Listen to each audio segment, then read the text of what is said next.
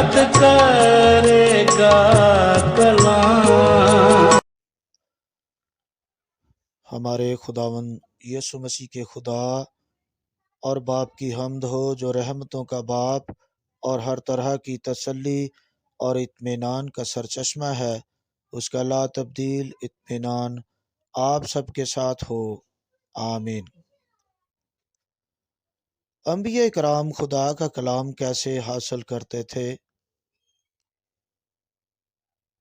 کتاب مقدس میں سے ہمیں انبیاء کرام کے بارے میں بہت کچھ پڑھنے کے لیے ملتا ہے، اور یہ کہ انبیاء کرام کیسے نبوت یا خدا کا کلام خدا سے حاصل کرتے تھے، اور اس الہی پیغام کی ترسیل کیسے ہوتی تھی۔ مطلب یہ ہے کہ انبیاء کرام خدا کے پیغام کو کیسے عام فہم الفاظ میں لوگوں تک پہنچایا کرتے تھے۔ نبوت یا پیغام الہی مختلف طریقوں سے انبیاء کرام تک پہنچتا تھا۔ بعض نبیوں نے قابل سماعت آواز میں خدا کا کلام حاصل کیا، بعض نبیوں نے فرشتگان کے وسیلے سے کلام خدا کو حاصل کیا، اور کچھ نے تو خدا کا کلام خواب اور رویا میں وصول کیا۔ مطلب یہ کہ کتاب مقدس کے زمانے میں مختلف طریقوں سے انبیاء کرام تک خدا کا کلام پہنچا۔ نبوت یا پیغام خدا کی ترسیل بھی مختلف انداز میں ہوتی تھی۔ بعض دفعہ نبی خود کلام کی ترسیل کرتا تھا، کلام کر کے یا کسی عمل یا حرکت سے لوگوں تک خدا کا کلام پہنچاتا تھا۔ کچھ انبیاء کرام نے فرشتگان کی آواز کے ذریعے سے کلام خدا کو سنا، جیسا کہ پیدائش کی کتاب 22ویں باب کی 15 سے 19 آیت میں لکھا ہے۔ اور خدا کے فرشتہ نے آسمان سے دوبارہ ابراہیم کو پکارا اور کہا کہ خداوند فرماتا ہے، چونکہ تو نے یہ کام کیا کہ اپنے بیٹے کو بھی جو تیرا اکلوتا ہے دریغ نہ رکھا، اس لیے میں نے بھی اپنی ذات کی قسم کھائی ہے کہ میں تجھے برکت پر برکت دوں گا، اور تیری نسل کو بڑھاتے بڑھاتے آسمان کے تاروں اور سمندر کے کنارے کی ریت کی مانند کر دوں گا، اور تیری اولاد اپنے دشمنوں کے پھاٹک کی مالک ہوگی، اور تیری نسل کے وسیلہ سے زمین کی سب قومیں برکت پائیں گی، کیونکہ تو نے میری بات مانی۔ خدا کی آواز اور خواب کے ذریعہ سے، جیسا کہ دانیل 2:19 میں بھی لکھا ہے، اور پھر رات کو خواب میں دانیل پر وہ راز کھل گیا، اور اس نے آسمان کے خدا کو مبارک کہا۔ دانیل نے کہا، خدا کا نام تا ابد مبارک ہو، کیونکہ حکمت اور قدرت اسی کی ہے۔ وہی وقتوں اور زمانوں کو تبدیل کرتا ہے، وہی بادشاہوں کو معزول اور قائم کرتا ہے، وہی حکیموں کو حکمت اور دانش مندوں کو دانش عنایت کرتا ہے، وہی گہری اور پوشیدہ چیزوں کو ظاہر کرتا ہے، اور جو کچھ اندھیرے میں ہے اسے جانتا، اور نور اسی کے ساتھ ہے۔ میں تیرا شکر کرتا ہوں اور تیری ستائش کرتا ہوں، اے میرے باپ دادا کے خدا، جس نے مجھے حکمت اور قدرت بخشی، اور جو کچھ ہم نے تجھ سے مانگا تو نے مجھ پر ظاہر کیا، کیونکہ تو نے بادشاہ کا معاملہ ہم پر ظاہر کیا ہے۔ حزقیل 40:2 میں لکھا ہے، وہ مجھے خدا کی روایتوں میں اسرائیل کے ملک میں لے گیا، اور اس نے مجھے ایک نہایت بلند پہاڑ پر اتارا،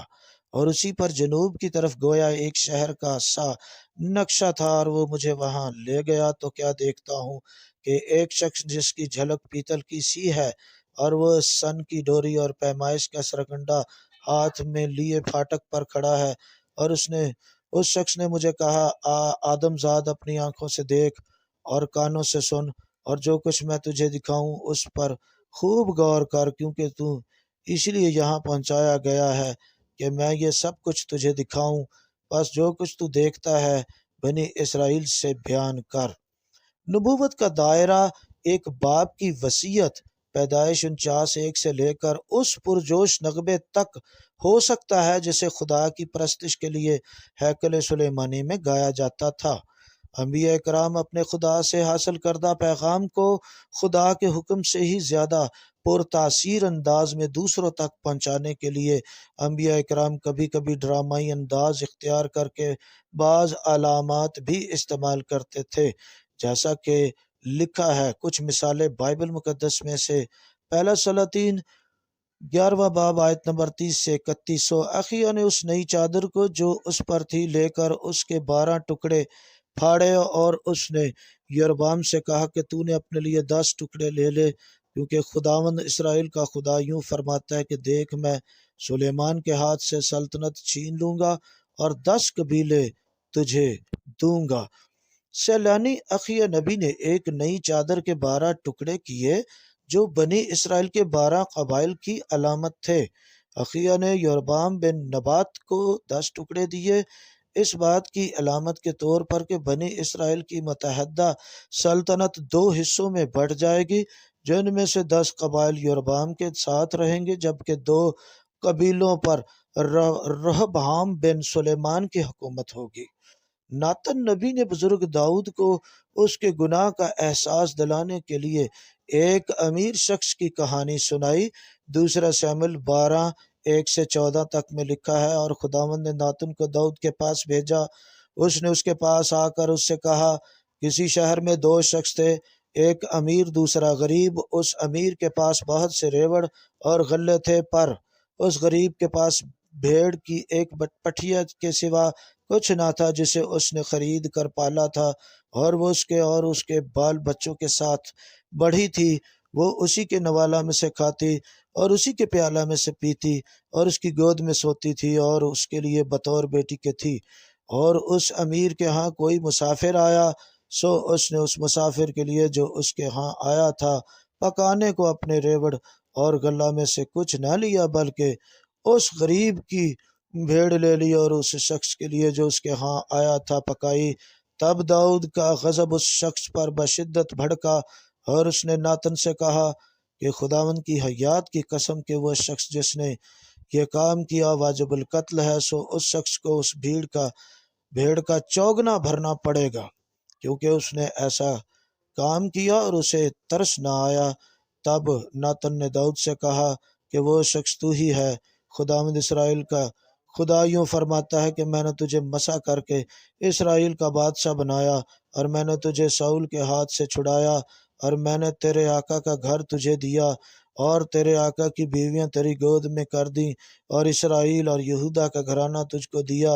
اور اگر یہ سب کچھ تھوڑا تھا تو میں تجھ کو اور چیزیں بھی دیتا، سو تو نے کیوں خداوند کی بات کی تحقیر کر کے اس کے حضور بدی کی؟ تو نے ہتی یوریا کو تلوار سے مارا اور اس کی بیوی لے لی تاکہ وہ تیری بیوی بنے، اور اس کو بنی امون کی تلوار سے قتل کروایا۔ سو اب تیرے گھر سے تلوار کبھی الگ نہ ہوگی، کیونکہ تو نے مجھے حقیر جانا اور ہتی یوریا کی بیوی لے لی تاکہ وہ تیری بیوی ہو۔